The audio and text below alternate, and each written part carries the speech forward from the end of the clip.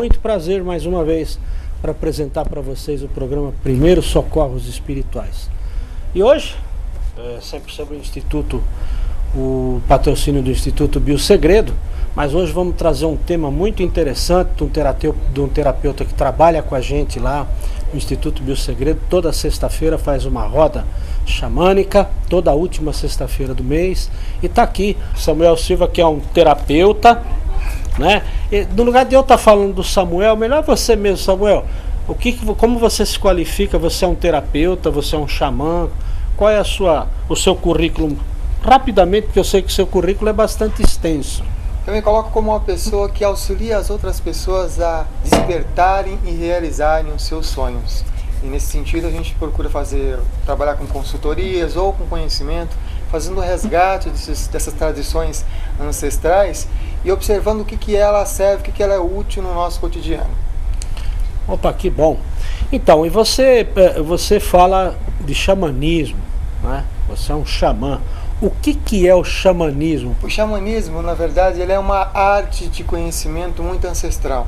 Ela tem indícios há 40 mil anos atrás dos primeiros seres humanos, quando eles passam a ver na natureza uma energia, uma qualidade espiritual.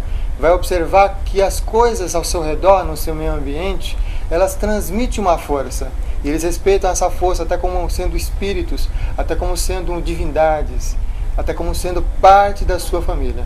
Então, essa tradição, esses conhecimentos desses antigos seres humanos, ou esses xamãs antigos, eles vão tratar, por exemplo, o céu como o pai céu e a terra como a mãe terra. Vai observar o sol como o avô sol e a avó lua.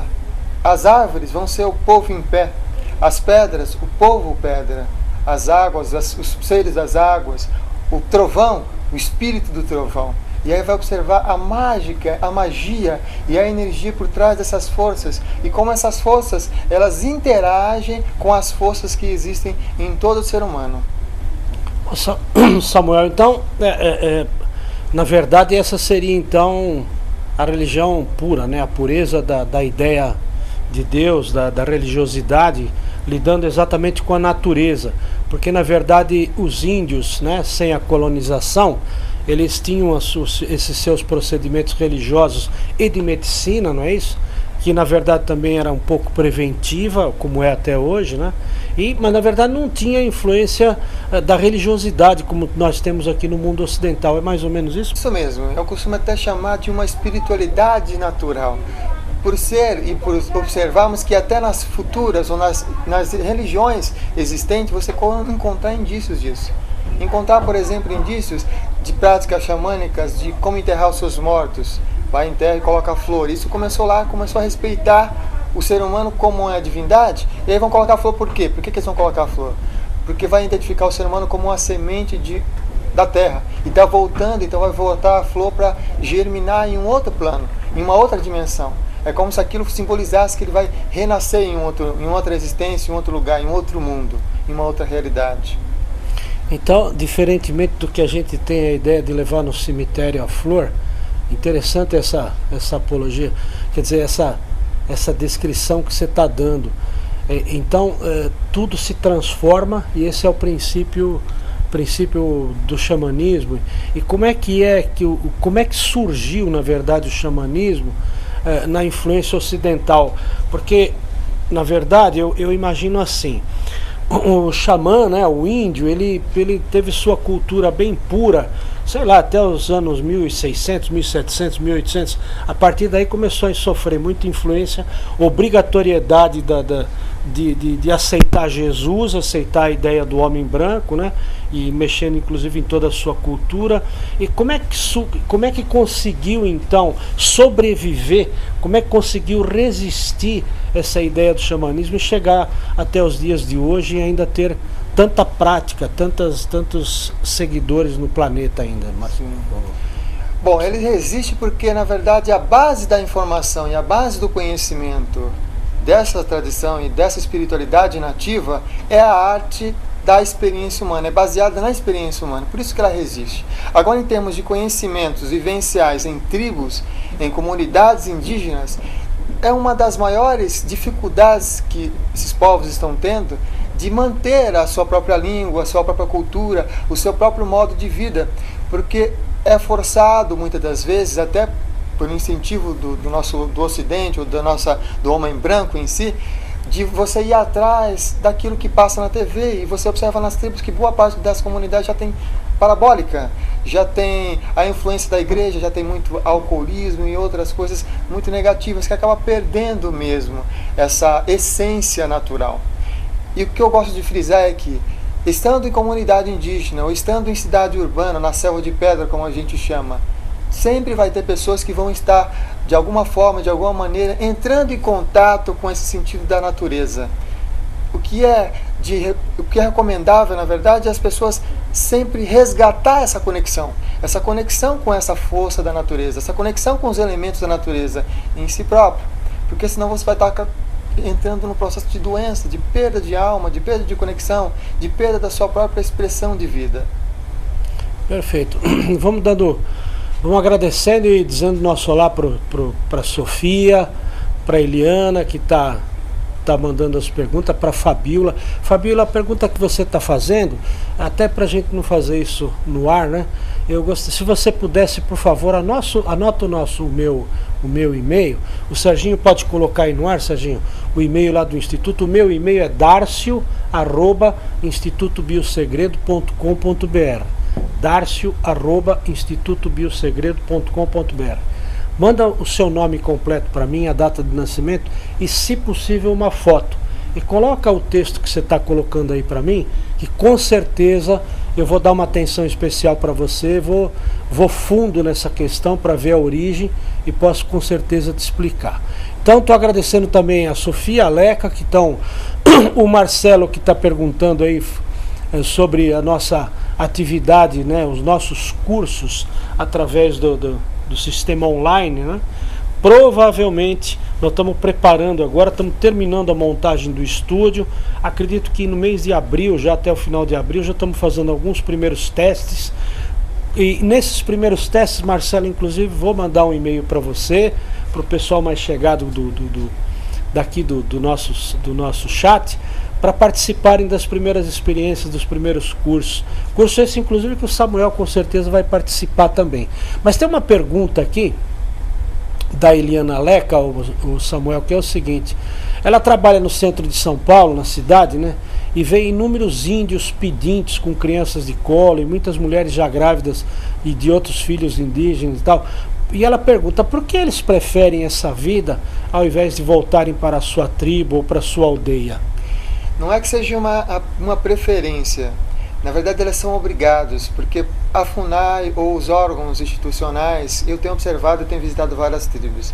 E a terra onde eles vivem, principalmente em regiões mais urbanas, não propicia que eles adquiram e tenham um próprio sustento. Eles não conseguem se manter com um subsídio que o governo ou os líderes governamentais dispõem para essas tribos. Por isso que eles vão atrás de um meio, como eles encontram, pedir, por exemplo, ou confeccionar instrumentos nativos para a venda, para sobreviver.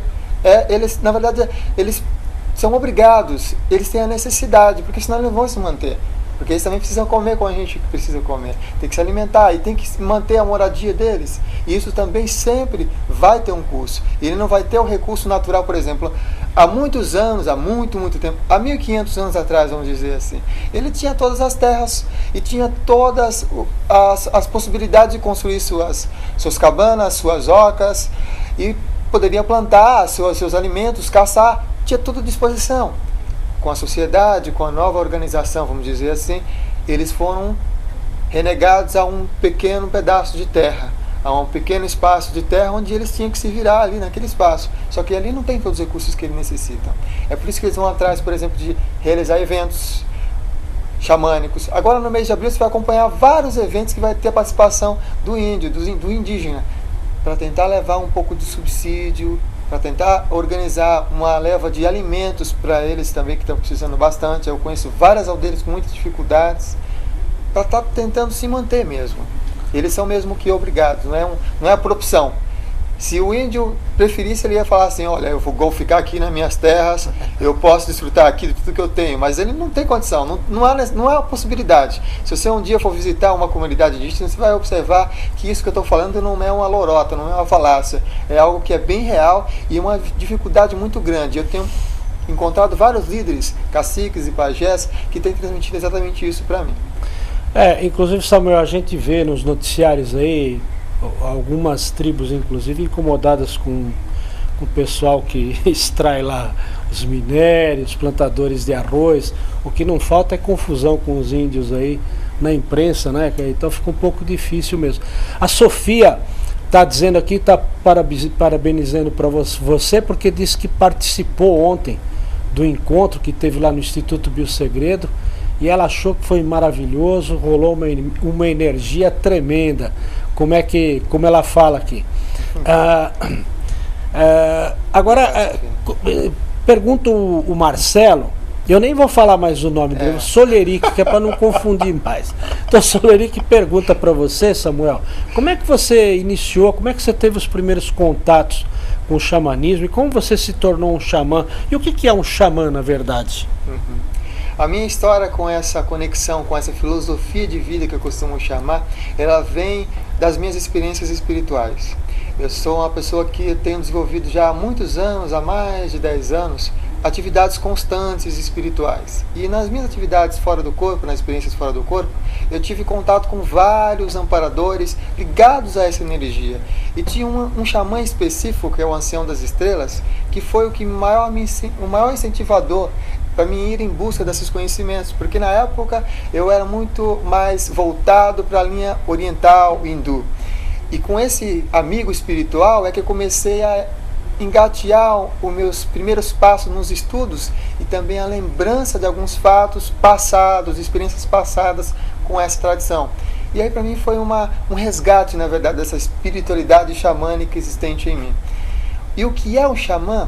O xamã é aquele que não perdeu a conexão, é aquele que está conectado com a natureza, é aquele que está integrado, aquele que sempre se mantém focalizado na energia superior, aquele que está corpo, mente e espírito sintonizado, direcionado, e que tem essa habilidade de lidar com os elementos da natureza e, lidando com esses elementos da natureza, transmitindo qualidades mais harmoniosas, mais equilibradas. Muito bom. O Soleric também coloca uma pergunta muito bem feita aqui. No que consistem esses encontros, né, que são os rituais xamânicos, como lá no Instituto Biosegredo, que tem toda a última sexta-feira do mês, que o Samuel realiza lá, e eles são repetições de rituais? E como é que pode, então, trabalhar com... Você está falando de natureza, elementais da natureza, mas nós estamos ali na Vila Mariana, no meio de um monte de asfalto, de pedra, de concreto. Como é que se consegue lidar com... Como você resgata isso? Como traz? Como entra nessa sintonia, Samuel? É possível isso? É possível. Até a própria ciência ela tem pesquisas que identificam o seguinte. Saiu uma recentemente, agora em dezembro, que está explicando que nós, através de nossa visualização, através da nossa mentalização, só a mentalização, por exemplo, de você mentalizar um ambiente que você aprecia, cachoeira, mar, campo, montanha, por alguns minutos, e com os elétrodos, com as pesquisas mesmo da neurociência, vai observar que vai ter uma mudança no estado interno da pessoa. Apenas a visualização, cientificamente, já é comprovado que você tem uma reação como se você estivesse lá. Isso é um ponto. Um outro ponto da psicofilosofia xamânica é, no nosso corpo físico, na nossa constituição, existem todos os elementos. No nosso corpo existe o fogo, não é apenas no sol, não é apenas na fogueira também. Existe a água, existe o ar. Com a nossa respiração, todos esses elementos estão presentes em nossa constituição. O que eu quero dizer é que para a filosofia xamânica, psicofilosofia xamânica, nós, como seres humanos, criamos a realidade externa. Através do nosso mundo interno, criamos um mundo externo. E o que acontece nesses encontros, nessas reuniões que nunca se repetem, como eu sempre falo, é sempre diferente. É como se cada pessoa e cada integrante, porque sempre vem integrantes e pessoas novas, fossem parte de uma teia um ET invisível que trouxesse qualidades. Porque não é porque eu estou conduzindo, eu sou facilitador, que vai ser da forma como eu direciono. É o conjunto, é o círculo que vai direcionar. E o que vai acontecer é que você, provavelmente após participar de uma vivência como essa, vai observar melhor que no caminho da sua casa tinha um pé de árvore, tinha plantas, tinha algumas expressões da natureza. Vai começar a olhar um pouco mais o céu que você nunca parou para ver, por exemplo. Vai começar a tentar enxergar estrelas, se acaso o céu não estiver tão poluído. Mas você vai tentar observar e vai sentir que a natureza está mais presente por sintonia. Porque observem vocês, a natureza humana, ela é muito mais fluida quando está em contato com a natureza. E é por isso que a gente sempre está querendo trazer plantinha para dentro de casa. Por isso que a gente gosta de cuidar de plantinha. Por conta disso. Por sintonizar com um processo ancestral, uma memória genética, uma memória dos antepassados, que vai dizer que na natureza eu reconheço a minha natureza. Quando eu depredo, quando eu apenas faço concretos em cima de concretos e não reconheço as expressões da natureza, eu acabo não reconhecendo a expressão da natureza do outro ser humano. Eu acabo não vendo a natureza que existe dentro de nós. Eu acabo não vendo a natureza que existe ao meu redor. Porque tudo que existe, seja de concreto ou não, veio de um lugar, que é da Mãe Terra. Tudo que existe nesse planeta Terra veio da Mãe Terra. Então todas as formas, mesmo que de alguma maneira está camuflada, está presente a natureza. No chuveiro, por exemplo, é a cachoeira. E tem um outro elemento lá, o fogo, porque é quente. E quando você vai cozinhar, se você cozinha no fogão, tem um fogo lá presente. Se for micro-ondas, também. São ondas de energia, ondas de vibrações que simboliza a energia. O fogo também, aquecendo aquele alimento. Ele está sempre presente. As cerimônias, elas sim, repetem alguns passos, resgatamos algumas coisas que os xamãs e os nossos antepassados ensinaram, mas a gente vai fazer de uma maneira nova, uma maneira contemporânea, porque não adianta eu falar para você, olha, nós temos todos esses conhecimentos, todas essas informações, e é para você sair daqui de São Paulo e ir para o alto da montanha, para a natureza, fugir. Não é a fuga que a gente está querendo compartilhar com vocês ou incentivar vocês, mas é conhecer as qualidades humanas, as qualidades de natureza que existem dentro de você, aquilo que é intrínseco em você. E quando tiver a possibilidade de visitar a natureza, vá, você vai se sentir muito bem beneficiado. Muito bom, Samuel. Quer dizer que então nós não precisamos podemos ter uma alternativa para ter o contato com a natureza. Nós podemos ter a simbologia do fogo, do ar, ou seja, não faz mal nenhum de vez em quando tomar uns pingos de chuva na cabeça, né? Ah, eu adoro. Não faz mal nenhum de vez em quando realmente fazer uma fogueirinha. Se você tiver a chance de ter uma lareira em casa, então fantástico. Você pode tomar um vinhozinho curtindo a lareira no inverno. Não tem coisa melhor você curtir o fogo, não é, Samuel? E se não tiver, olhar o fogo, olhar bem fogo dentro do fogo. Isso. Porque o fogo é interessante. Como é que ele traduz essa energia, Samuel? Porque quando a gente observa o fogo saindo da lareira, por exemplo, eu tenho esse hábito, eu tenho lareira, graças a Deus, na chácara, e quando é inverno, gosto de um bom vinho, eu vou tomar vinho de frente para a lareira e olhando bem o fogo, encarando o elemento fogo mesmo. E a gente vê as chamas que de repente elas são amareladas, aí elas ficam azuladas, ficam mais avermelhadas. O que significa isso na relação com quem está ali interagindo com esse fogo, Samuel? Nós costumamos dizer que o fogo ele conversa, o fogo ele fala, o fogo é um espírito, o fogo é uma energia que interage com você. Cada uma vamos chamar desse fogo aceso, transmite uma mensagem. O exercício é nós pararmos e observarmos qual é a mensagem que esse fogo transmite.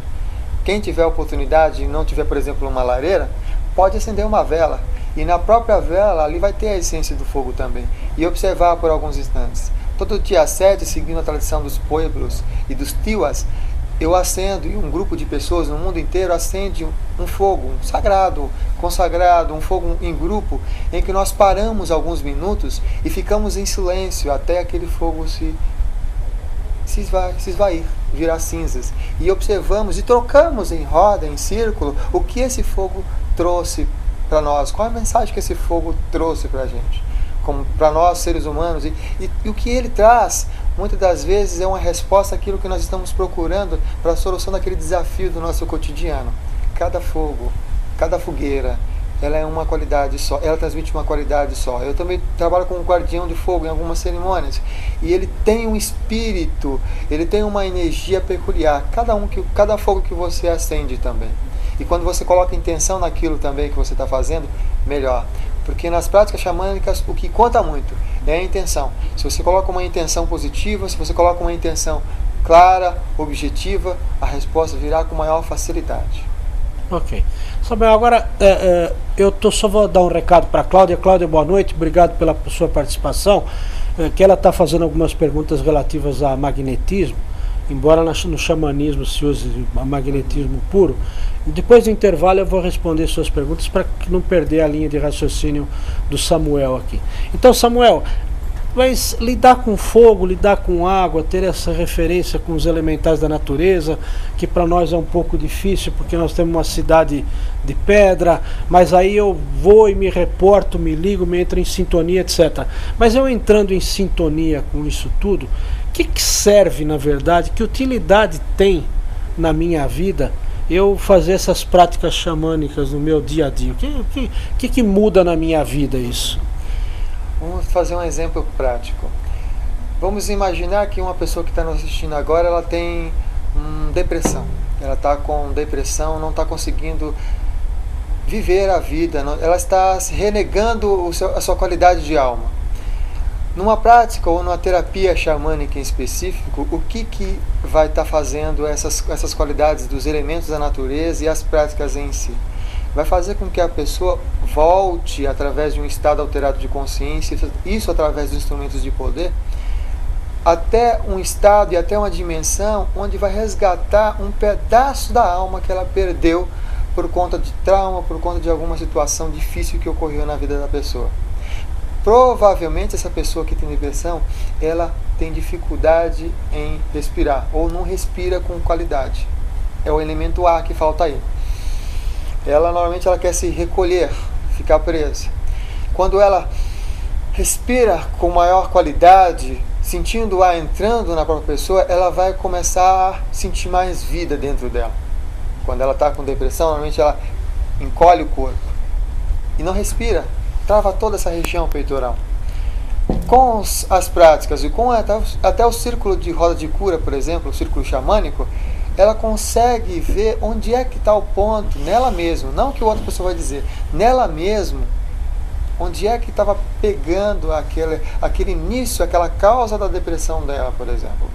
E ela vai passar daí, reconhecer que, olha, eu reconheci que minha causa foi aqui. Foi quando eu comecei a deixar de viver a minha vida para viver a vida do outro. Para viver a vida do que o meu parceiro quis que fosse melhor. Antes de eu ter um relacionamento com aquela pessoa, eu gostava de me comunicar com as pessoas, cumprimentava todo mundo, ia, dançava, saía, viajava, mas depois que veio o relacionamento, eu tive que me fechar, porque o que meu namorado vai fechar, o que minha companheira vai pensar, e acabou renegando essa parte que você, ser espírito, gosta e aprecia, e deixando de lado. E isso é uma das coisas que causam muitas doenças. É óbvio e é claro que a doença ela começa primeiro no espírito, começa primeiro na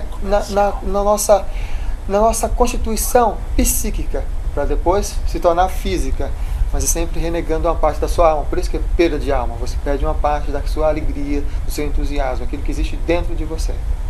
Muito bom. O Soleric está colocando um assunto muito interessante, que eu vou colocar a pergunta no ar e você vai responder depois do nosso comercial, que nós vamos chamar, que é assim, porque os xamãs eram de um tempo que não existia ou não se conhecia física quântica.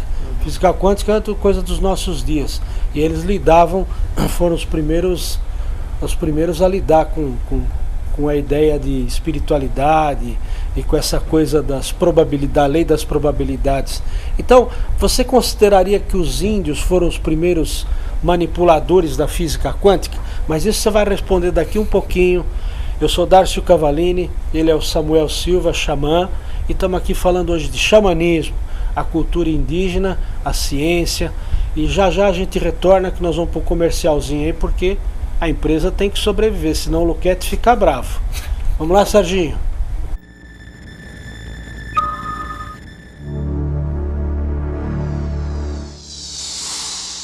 Oi, gente, Eu estou de volta, sou Darcio Cavallini com o programa Primeiros Socorros Espirituais. Hoje estamos recebendo nosso amigo aqui, Samuel, falando de xamanismo. Mas eu prometi para a Cláudia responder a pergunta dela, que ela está falando que percebeu que ultimamente ela descobriu que tem muito magnetismo e está perguntando como pode lidar com isso com o uso da apometria. E também fala da mediunidade que está aflorando bem fortemente. Bom, eu vou pedir para o Serginho, inclusive, colocar do nosso site o nosso programa de curso lá, nossa agenda. Nós temos muitos cursos lá e a forma de você lidar com isso é trabalhar sua sensibilidade. Quem tem a capacidade de sentir que tem muito magnetismo, porque magnetismo todo mundo tem, porque se não tiver, está morto. Né? Mas quem sente que tem muito magnetismo é sinal que tem o suficiente para si e para doar para os outros. Na verdade, é o que numa casa espírita, kardecista, normalmente o pessoal diz que é médium de cura. Então, tendo contato lá com o Instituto Biosegredo, com certeza você vai saber usar isso e vai ter como usar, porque lá, por exemplo, nós temos os trabalhos de apometria que nós desenvolvemos e os grupos que se formam lá nos cursos de apometria e nos cursos de biotoque, depois trabalham lá voluntariamente e oferecem o serviço gratuitamente para aqueles que precisam, porque a gente não cobra por esse tipo de serviço.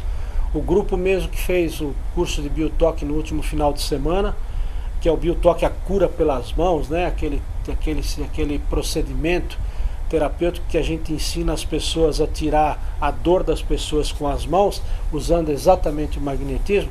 Nós vamos iniciar na primeira semana, primeira terça-feira de abril, um grupo de tratamentos das pessoas que necessitam com dor crônica, enfim, essas coisas todas, que já é só ligar para lá, para o Instituto, e se inscrever na agenda, porque a gente não vai atender um caminhão de gente, tem que ser limitado o número, já tem bastante inscrições, mas todas as pessoas vão receber tratamento gratuito lá, exatamente porque as pessoas, a gente no Instituto Biosegredo não faz simplesmente o curso e larga, sabe, enfia um calhamaço de informação para as pessoas no final de semana e depois abandona elas por aí. Não, lá continuam trabalhando, quem quiser trabalhar é só ir lá.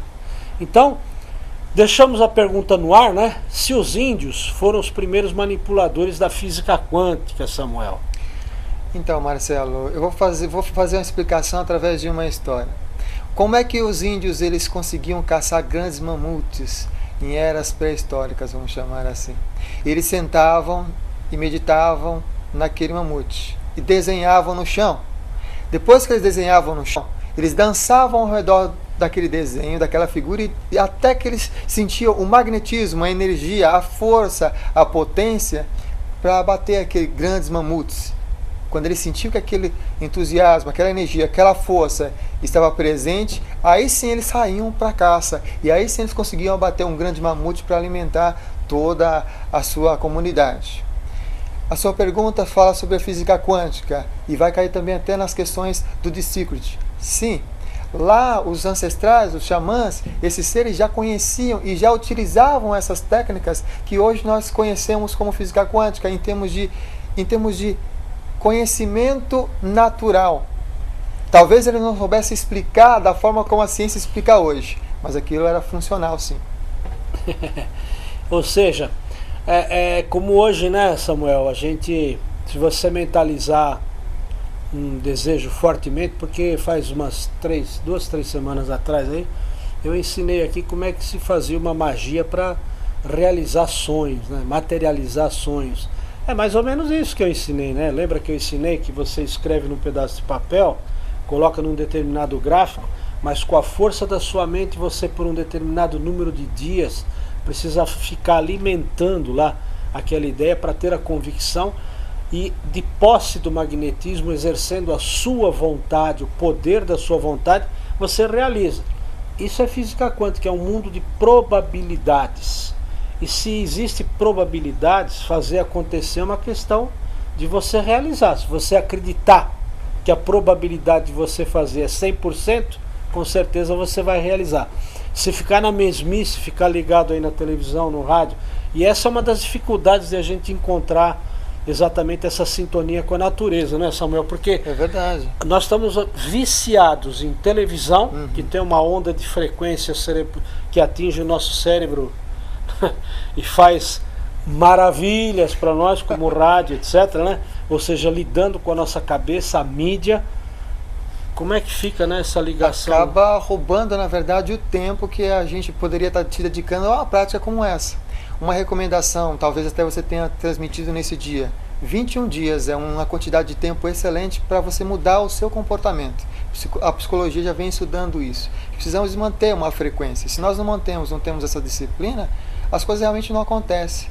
É como a semente, o bambu chinês. Ela demora lá 4 anos sem nenhum resultado. Mas aí chega o 5º ano, ele cresce para ser uma das maiores do mundo. Interessante, ainda bem que você citou aí os 21 dias, né, Samuel? Porque eu disse exatamente 21 dias. Eu nem sabia que eu tinha passado essa informação para vocês, hein? Sinal que eu não estou tão errado nesse negócio de magia, hein, Samuel? Muito bom, Samuel. Tá chegando também o JMF. Boa noite para você, seja bem-vindo. Então, você falava, né, você citou, passando aí numa determinada informação que você estava passando, é que ele é tão eloquente que você faz uma pergunta, nossa, isso é sinal de muito saber, né? O saber está no coração, não está aqui, porque flui, né? Mas você falou qualquer coisa da alma, que a alma se distancia, ou seja, se perde a alma, Samuel? No conceito xamânico, a gente perde porque nós somos um ser integral, total. Nós perdemos as partes da nossa alma no sentido de que parte energética. Não é que você, consciência, vai perder a alma, vai perder parte da sua consciência, você vai perder parte da sua energia. É uma energia que você perde. E ela fica renegada, presa em algum lugar, em algum ponto no profundo. É uma qualidade que você perde, em que os xamãs reconheciam como alma. Se você não está integral, não está completo, se não está presente na sua alma. Se nós colocarmos consciência, aí ficaria mais fácil o senhor entender. Você não perdeu sua consciência total da sua constituição integral. Ou seja, né, Samuel, quando a gente, na vida que a gente vive em São Paulo,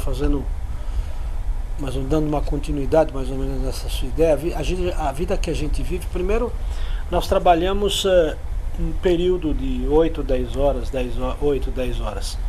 Mas nós perdemos tranquilamente, qualquer ser normal paulista aí, perde 2 horas para ir para o trabalho, 2 horas para voltar. Nós estamos falando aí em 12 horas fora de casa, né? Sobram mais 12. Mais 12 que você tem que fazer alguma coisa. Tem o mais jovem, por exemplo, que ainda vai para a escola à noite, faculdade, quer dizer, ele só vai em casa para dormir 6 horas, né? E aí o pouquinho que está lá e ainda está ligado na televisão, na internet, no computador, não é? Ele perde, na verdade, a referência com a Terra, com o magnetismo. Então, como a própria Cláudia está falando, que acaba tendo a percepção dessa sensibilidade muito aflorada, que é uma coisa muito forte, que mexe mesmo, mexe com a sua vida, mexe com sexualidade, mexe com os seus relacionamentos, mexe com a sua cabeça, porque você acaba ganhando uma nova referência, não é isso? É verdade. Ou seja, essa perda da alma seria o distanciamento, na verdade, da sua mente em relação ao que você é, o corpo presente. Total, você ser um total. Consciência, o espírito, matéria, emoções e mente. Tudo junto, tudo integrado. Aí você falou sobre conexão com a Terra. E é uma verdade, por exemplo, muitas pessoas reclamam que não tem a prosperidade. Mas qual é o elemento que traz a sustentação, a sustentabilidade aqui? É a Terra. E nós passamos esse tempo todo, que você disse, umas 12 horas por dia, com isolante, alguma coisa de borracha sobre nossos pés. A gente não tem o hábito de pisar na terra. Você quer ver? Faz uma experiência de você todos os dias colocar os pés na terra, durante essa quantidade de tempo que a gente falou de 21 dias, para você ver o que acontece. Se não modifica a sua consciência em relação à sintonia com esse elemento e com a prosperidade. Aí você vai me dizer, Samuel, mas eu moro em apartamento, aqui não tem grama, aqui não tem nada disso, o que eu faço? Pega uma caixa, coloca um pouco de terra e coloca lá na sua varanda ou na sua sala, você arrasta e coloca o pezinho lá e faz a sua meditação. Você vai estar criando um ritual, vamos chamar assim, em que você está se conectando com o elemento que está te faltando, que normalmente é a terra. A gente é muito avoado, muitas ideias, muita coisa, mas cadê o pé no chão? O equilíbrio nesse sentido, para realizar. Ou no mínimo, né, Samuel, pegar um final de semana, poder ir para um parque, porque São Paulo também é uma cidade Também. difícil, mas tem muitas opções também. Vila Lobos, na Zona Leste tem parque, na Zona Ibirapuera, enfim, né? Parque da Aclimação, são vários parques, a gente não pode fingir que não tem. De repente, uma vez por semana, ir lá abraçar uma árvore. Aqui parece um pouco idiota, né? Quem vai passar se abraçando uma árvore, que história é essa, né? Mas quanto é esse bem, Samuel, daquela pessoa que tem realmente a coragem de pisar no solo e abraçar uma árvore? Que interação é essa? Que bem pode fazer uma vez por semana isso, Samuel? É um bem muito grande, ele vai economizar muito em remédios holopáticos. É o primeiro ponto. E outro ponto que vai ser interessante é que mentalmente a própria interação com a árvore vai dar um sentido de centramento, que ela já tem essa conexão raízes, profundidade, terra e acopla para o alto. Então ele vai estar, vamos dizer, alinhado com essa frequência da árvore e vai ficar mais centrado. Interessante. Um abraço aí para Mari e para o Antônio lá de Franco da Rocha, para todo o pessoal de Franco da Rocha. Meu abraço, dia 17 de abril, sexta-feira, vamos estar lá na Fraternidade, Amor e Caridade, com muito prazer, a minha casa de origem, meus amigos queridos de lá. Vamos estar lá fazendo uma palestra.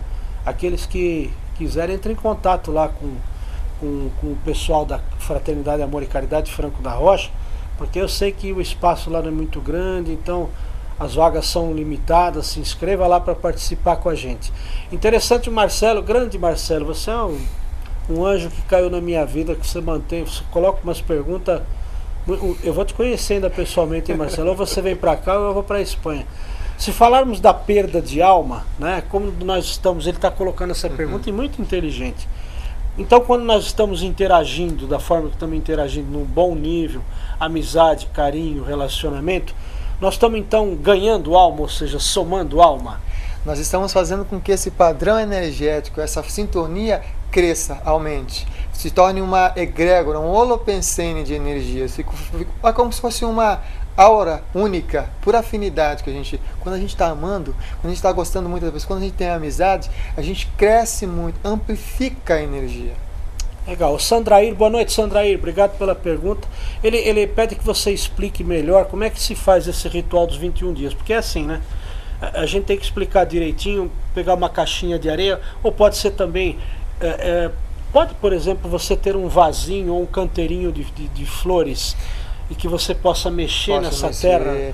Isso é uma opção, né? Ter um canteirinho e mexer se for possível, se tiver casa. Agora, se tiver em apartamento, tem que ser uma caixa que seja do tamanho que caiba os seus pés. Você vai colocar os dois pés, tirar mesmo. E terra mesmo, terra mesmo. Se você não encontrar no parque, que é uma coisa que é bem difícil não encontrar um pouco de terra do parque, você pode comprar no mercado que vende terra, gente. Aquela terra que vende para hortaliça, pra hortaliça, serve aquilo lá, né? Serve, é terra, verde terra. Eles tiram, cultivam para a terra mesmo. Então, Samuel, e como é que você faz? Então, simplesmente faz uma caixinha, que nem essas caixinhas de areia para gato, né? De gato, aquela caixa de uva, forra com papelão, é uma coisa simples. Utiliza o que você tem. E terra seca, não terra seca, né? Porque senão, quando você tiver o pé, você vai sujar a casa inteira, né?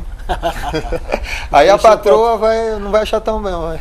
Bom, mas pelo menos vai ser um bom motivo para ele lavar o pé todo dia. A esposa não pode reclamar, porque usando tênis todo dia, né, principalmente os jovens... acaba ficando com chulé. Olha só, isso é um benefício, vai acabar o chulé, porque até vai absorver isso. Agora, Samuel, o fato de você, por exemplo, realizar esse evento uma vez todo dia, depositar ali, enquanto você está assistindo televisão, né? Sim. Botar o pé ali.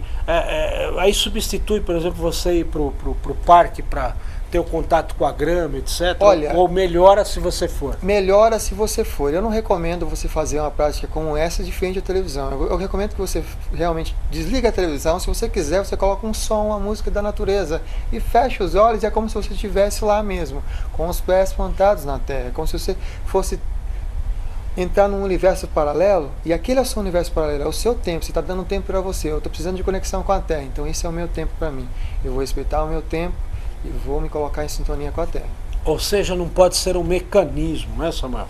Você colocar o pé na terra e ficar ligado na televisão, então a tua mente não vai estar no seu corpo, né? Aí é que a alma sai, aí né? tá fora. Aí é que a alma sai, tá que fora. pesa. Ou seja, é muito importante a mente estar no seu corpo. Presente. Ele sempre tem uma intenção, um intento, uma consciência daquilo que ele está fazendo. Quanto maior a consciência, quanto mais o coração tiver naquilo, mais poder de realização. Ótimo. Então, e se no lugar de folhas, no lugar de terras, o pessoal está perguntando se pode ser, por exemplo, folhas, ou de repente um tronco, um pedaço de tronco de árvore, tem o mesmo significado, é importante alguma coisa da natureza, como de repente, por exemplo, uma pedra rolada dessas grandes, ou essas pedras que a gente encontra com facilidade, essas pedrinhas brancas, para colocar nas jardineiras, etc.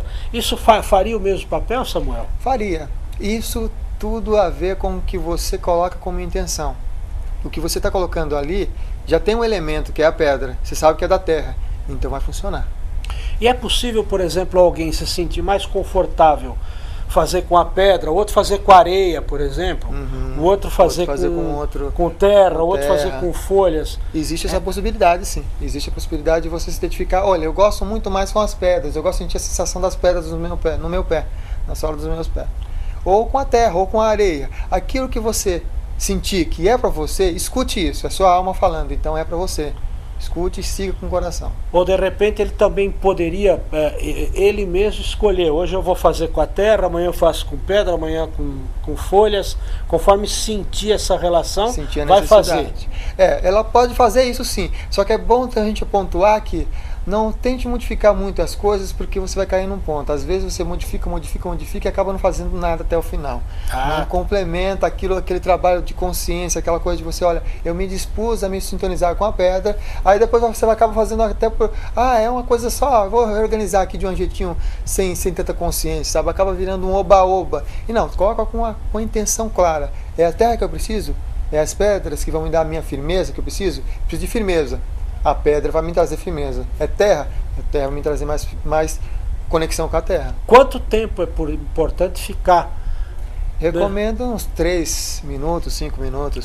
Então não são não é. 2, 3 minutos. Só isso já vai Ou seja, o importante é você estar em silêncio, no máximo com uma musiquinha de pássaros, de cachoeira, de mar, coisa parecida. Vai ser a sua meditação matutina e vai ser muito prazeroso. Você vai depois de passar os 21 dias, o que vai acontecer? Fala, nossa, se eu parei de fazer, por exemplo, depois dos 21 dias, eu senti falta, porque, nossa, estava tão gostoso sentir o pé, os pés tocando a terra e fazendo essa prática comigo, essa meditação, e vai vir muitos insights e intuição também vai abrir. Vamos supor então que alguém começou a fazer 21 dias e de repente precisou viajar, não fez por 2, 3 dias. Ele precisa recomeçar os 21 dias ou ele pode dar continuidade natural?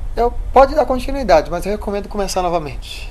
Iniciar novamente para você. Porque assim, por que está falando do processo de 21 dias?